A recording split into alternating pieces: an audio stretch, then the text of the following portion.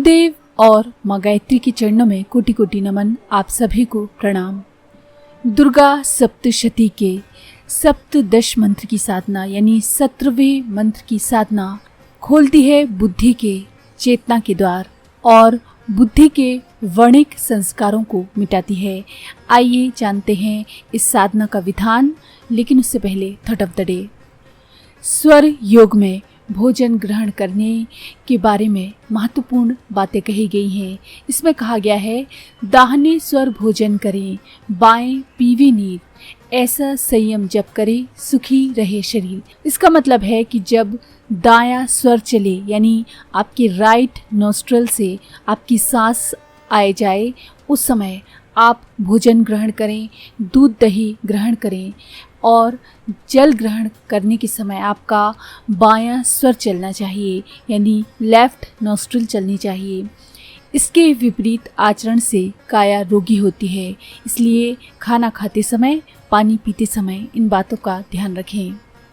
दुर्गा सप्तशती में मानव जीवन के सभी प्रसंगों को सूक्ष्मता एवं गहनता से बताया गया है। इस शक्ति साधना की कथा में ये एक सत्य है कि साधना की प्रत्येक उपलब्धि किसी न किसी बड़े जोखिम या कष्ट का पुरस्कार है। जो संकटों से घबराते हैं, जोखिमों से सिहरते हैं, कष्टों से कतराते हैं, उनके लिए साधना किसी भी तरह से संभव नहीं है। ये तो साहसी जनों का पथ है। ये उनके लिए है जो जीवन को साधनों की चकाचौंध से नहीं बल्कि साधना की सात्विक प्रभा से मापते हैं।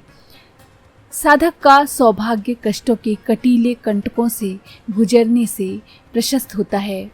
ये कष्ट ही उसके जीवन में तप के नित्य नूतन आयाम खोलते हैं, उसके जीवन में नई क्षमताओं को संभव बनाते हैं। आदि शक्ति की लीला कथा मानव जीवात्मा के प्रतीक प्रतिनिधि महाराज सुरत के जीवन की ऐसे ही रचे गए घटनाक्रमों से गुजर रही है। इन कष्टप्रद संकटपूर्ण स्थितियों से गुजर रहे विकल महाराज सुरत को अभी ये भी नहीं पता कि अनजाने में ही माता भवानी की कृपा डोर उन्हें अपनी ओर खींच रही है। वे अपनी स्मृतियों, संस्कारों और कुटिल कर्मों की अंधियारी छाया के पार व जगन माता की करुणा के प्रकाश की ओर देख नहीं पा रहे। उन्हें तो बस बार बार पुरानी यादें बेचैन करती हैं। संस्कारों के भोग उन्हें अपने घेरे में लिए हुए हैं। परेशानी, विकलता, विहलता के कष्टकारी सफ़र में उन्हें ये अनुभव नहीं हो रहा कि ऋषि सुमेधा के आश्रम में उनका आगमन अचानक अथवा अनायास नहीं बल्कि भगवती की करुणा की कृपा से हुआ है। ऋषि मेधा का सानिध्य यथार्थ में जगन माता की प्रथम कृपा किरण का उनके जीवन में अवतरण है। माता की कृपा का पावन एहसास मानव चाहे तो संतों के सानिध्य में अनुभव कर सकता है। संतों का मिलन सहज नहीं होता। भगवती जिनके ऊपर कृपा करती हैं उन्हीं को संत सानिध्य सुलभ हो पाता है। संतों के सुपास से साधना का पथ प्रकाशित होता है। हाँ, इस प्रसंग में इतना अवश्य जान लेना चाहिए कि संत वे नहीं जिन्होंने चित्र विचित्र वेश धारण किए हैं। रंगों की विविधता में संत नहीं खोजे जा सकते। संतों की खोज तो साधना की सात्विकता, स्वच्छता में करनी होती है। इसे पहचानना इतना सहज नहीं है। इसलिए यहाँ यही कहना उचित होगा कि वे तो बस जगन माता की करुणा की किरण लेकर अनायास ही प्रकट हो जाते हैं। भगवती की कृपा ही जीवन में उनके आगमन का कारण बनती है। यदि कोई उनसे स्वयं मिलना चाहे तो उसे बाहरी भटकन छोड़कर भक्तिपूर्ण मन से भवानी का स्मरण करना चाहिए। इस लीला कथा की पिछली कड़ियों में महाराज सुरत के ऋषि मेधा के आश्रम में आगमन के प्रसंग को कहा गया था। इसके बाद की कड़ियों में राजा सुरत के मानसिक झंझावातों की कथा कही गई थी।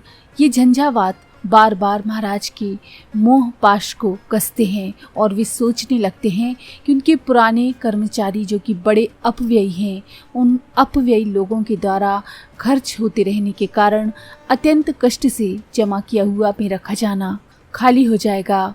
ये तथा और भी ऐसी बातें महाराज सूरत निरंतर सोचते रहते हैं। लेकिन इसी बीच महामाया के इंगित से घटनाक्रम में नया मोड़ आ गया, जिसकी चर्चा आदि शक्ति की लीला कथा के इस श्लोक मंत्र में कही गई है। अभी तक हमने त्रयोदश मंत्र तक का साधना विधान जाना था।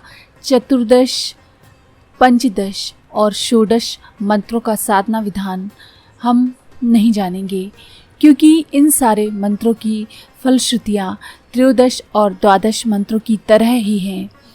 तो आज हम 17वें मंत्र का साधना विधान जानेंगे।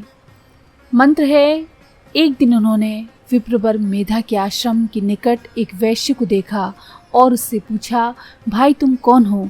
तुम्हारे यहाँ आगमन का क्या कारण है? आदि शक्ति की लीला कथा के इस मंत्र में जीवात्मा की अंतः स्थिति का शब्दांकन है। जीवात्मा के प्रतीक महाराज सूरत बार बार अपनी पुरानी यादों से विकल होते रहते हैं। कभी तो उन्हें अपने नगर की याद आती है, तो कभी उन्हें अपना कोष खजाने का लुट जाना परेशान करता है। महाराजा सूरत का यह अनुभव प्रायः हम में से हर एक का अनुभव है। हम में से हर कोई जब तब अनंत करुणामय माँ से विमुख होता है, तब तब उसकी यही स्थिति होती है। अध्यात्म विद्या का प्राथमिक सिद्धांत यही कहता है कि प्रत्येक जीवात्मा का शाश्वत सनातन संबंध आदि शक्ति जगन माता से है। वो उन्हीं का सनातन अंश है। अन्य किसी से उनका कोई नाता रिश्ता नहीं। अन्य सभी रिश्ते तो बस संस्कार व कर्मानुसार बनते बिगड़ते रहते हैं।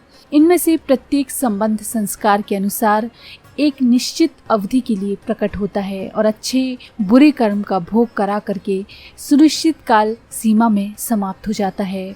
वर्तमान जन्म व जीवन एवं अगले पिछले हर जन्म व जीवन की यही प्रक्रिया चलती रहती है।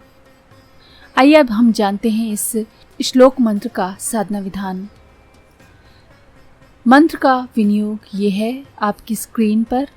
विनियोग करने के पश्चात आप न्यास करें। न्यास के मंत्र आपकी स्क्रीन पर हैं। फिर उसके बाद माँ का ध्यान करें। ध्यान के मंत्र स्क्रीन पर हैं।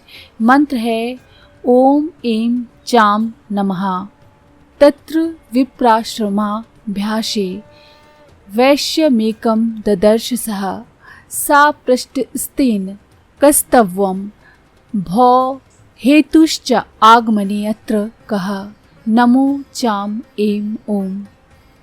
इस मंत्र का साधना विधान है, 10 माला गायत्री मंत्र की करें और उसके बाद 1 माला इस दुर्गा सप्तशती मंत्र की करें। इस तरह से 10 दिन का विधान है और उसके बाद दशांश हवन करें। हवन घृत के साथ और पायस यानी खीर के साथ करें। आध्यात्मिक रूप से आपको प्राप्त होगा स्वयं की बुद्धि का ज्ञान और सांसारिक रूप से आपको स्वयं की बौद्धिक पीड़ा के कारण का ज्ञान होगा। गायत्री महामंत्र के साथ सप्तशती के इस मंत्र की साधना साधक में चेतना के नए द्वार खोलती है। वो इस साधना के बल पर स्वयं की बुद्धि को पहचानने में समर्थ होता है। वो ये जान पाता है कि उसकी स्वयं की बुद्धि दरअसल उसके अपने ही संस्कारों के द्वारा प्रेरित व प्रवर्तित है। जैसे अपने संस्कार वैसी ही बुद्धि। साधना के द्वारा जब तक संस्कारों की शुद्धि नहीं की जाती, तब तक बुद्धि की शुद्धि संभव नहीं। साधक यूं ही संसार के गणित में उलझा फंसा रहेगा। उसकी बुद्धि संसार के लाभ हानि, यश अपयश, सुख दुख के दायरे में से उबर पाना संभव नहीं हो पाएगा।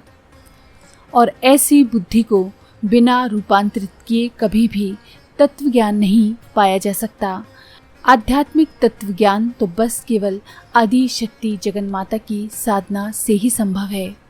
तो अगर आपको ये जानकारी पसंद आई हो तो प्लीज़ लाइक करें, शेयर करें, सब्सक्राइब करें और बेल के आइकन पर क्लिक करके ऑल पर क्लिक करना ना भूलें।